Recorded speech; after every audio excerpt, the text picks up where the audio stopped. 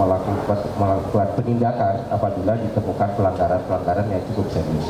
Oke, baik, Mas dari detik.com, bahwa memang dapat kami sampaikan kemarin kami sudah mulai melakukan audit investigasi kepada perusahaan taksi hijau yang kemarin terlibat dalam kecelakaan, khususnya di pool di mana taksi tersebut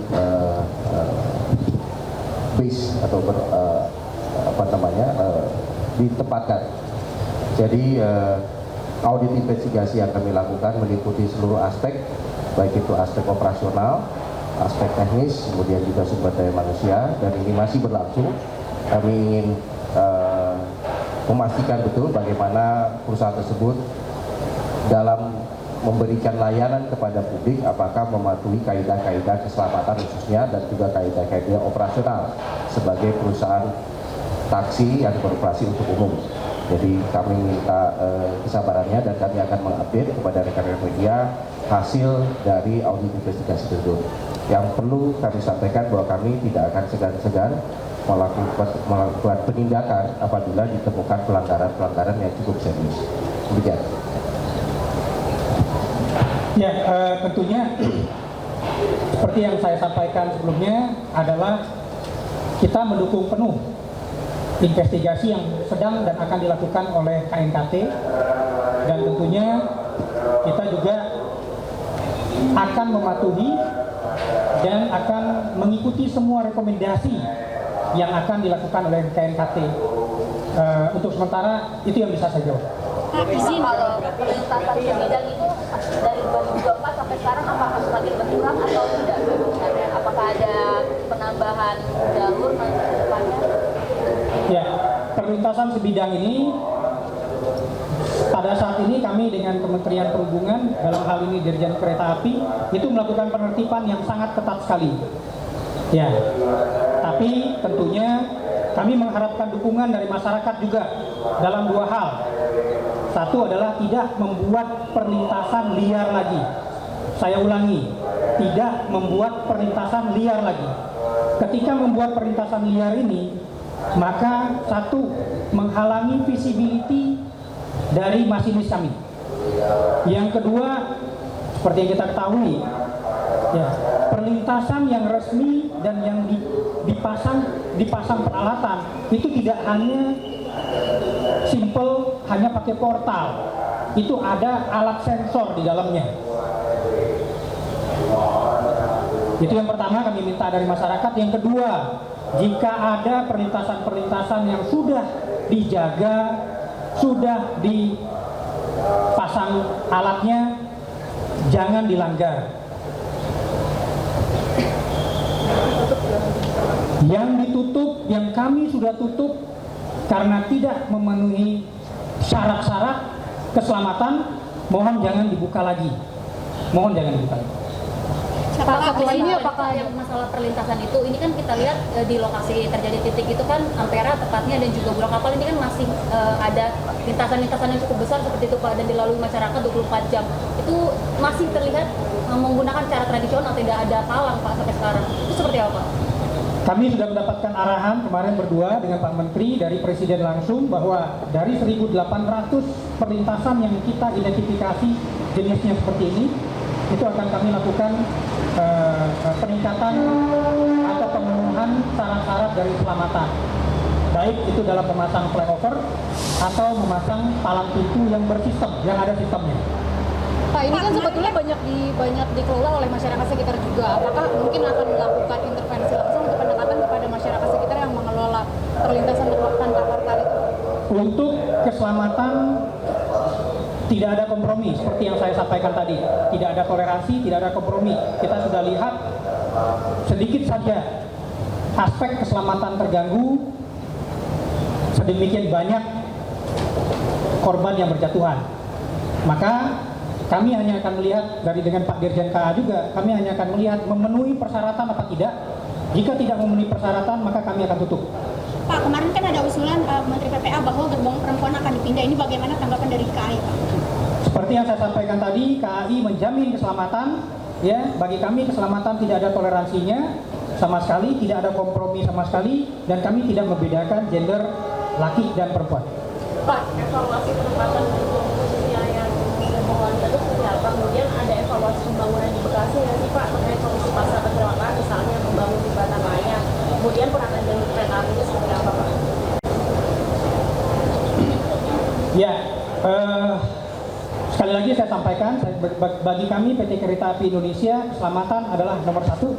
Tidak ada toleransi, tidak ada kompromi, baik pelanggan atau pengguna jasa perempuan maupun pengguna jasa dari laki-laki. Tentang penempatan laki dan perempuan itu hanya untuk kenyamanan atau kemudahan saja. Ya. Jadi selama ini kami mengutamakan perempuan untuk tingkat kenyamanan dan kemudahan akses dan tentunya keamanan di dalam kereta juga. Yang pertama, yang kedua tentunya sesuai dengan arahan Bapak Presiden kemarin, kita langsung hari ini jalan untuk membenahi dan melakukan aksi-aksi yang sangat penting untuk menangani perlintasan ini, baik itu perlintasan yang resmi atau yang terdaftar, tidak ada peralatannya, tidak ada penjaganya. Kami akan lakukan peningkatan atau pemenuhan dari syarat-syaratnya, dari SPR-nya.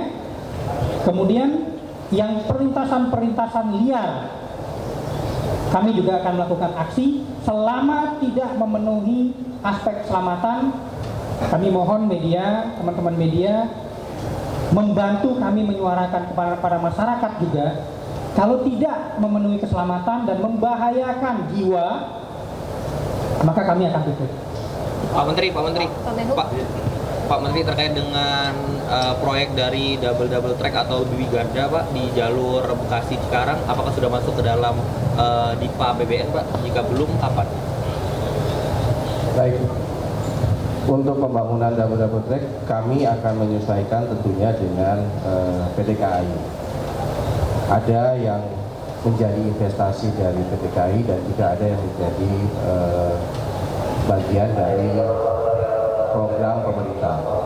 Ke depan dapat bisa saya sampaikan kepada teman-teman bahwa Kementerian Perhubungan akan menyerahkan pengelolaan prasarana kepada PT KAI, sehingga Kementerian Perhubungan hanya menjadi regulator. Jadi ini perubahan ini akan juga mempengaruhi pola atau perencanaan daripada PT KAI, termasuk diantaranya adalah pembangunan double track tersebut.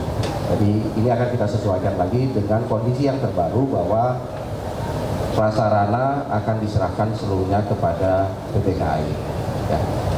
Pak Menhub, terkait yang lagi viral di media sosial bahwasanya ini kan menjelaskan si taksi hijau ini sebenarnya dari awal adalah produk cacat, Pak Menhub.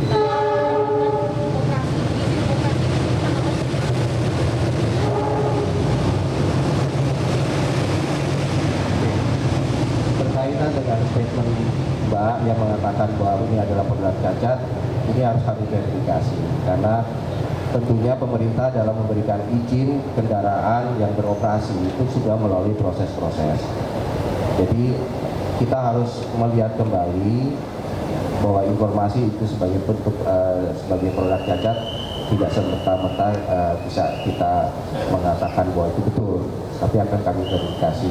Harus kami lihat lagi proses keseluruhannya. Tapi yang pasti kendaraan yang beroperasi di jalan di Indonesia sudah melalui tahapan-tahapan dan prosedur tentunya sudah mereka lalui.